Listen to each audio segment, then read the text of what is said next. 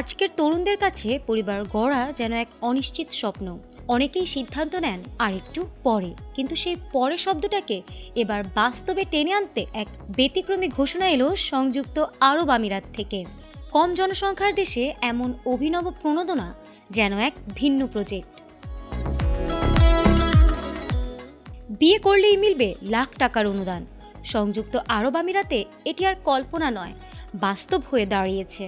পরিবার গঠনে কর্মীদের উৎসাহ দিতে বিয়ের জন্য মোটা অঙ্কের অনুদান দেওয়ার ঘোষণা দিয়েছে দুবাই ভিত্তিক আল হাবতুর গ্রুপ। প্রতিষ্ঠানটির প্রতিষ্ঠাতা ও চেয়ারম্যান ধনকুবের খালাফ আল হাবতুর জানিয়েছে, গ্রুপে কর্মরত যে কোনো আমিরাতি নাগরিক বিয়ে করলে পাবেন 50,000 দিরহাম, যা বাংলাদেশি মুদ্রায় প্রায় 16 লাখ টাকা। এতেই শেষ নয়, বিয়ের পরবর্তী 2 বছরের মধ্যে সন্তান জন্ম নিলে এই অনুদান দ্বিগুণ করা হবে বলেও ঘোষণা দিয়েছেন তিনি। সামাজিক যোগাযোগ মাধ্যমে দেওয়া এক পোস্টে খালাফ আল হাবতুর জানিয়েছেন, বিবাহ ও পরিবার গঠন শুধু ব্যক্তিগত বিষয় নয়, এটি সামাজিক ও জাতীয় দায়িত্ব। পরিবার থেকেই একটি জাতির ভিত্তি গড়ে ওঠে।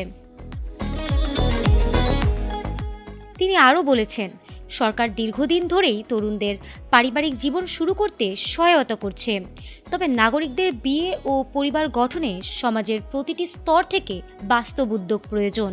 এই ভাবনা থেকেই চলতি বছরে আল হাবতুর গ্রুপে কর্মরত যেসব আমিরাতি যুবক বা তরুণী বিয়ের সিদ্ধান্ত নেবেন, তাদের এই অনুদান দেওয়ার উদ্যোগ নেওয়া হয়েছে।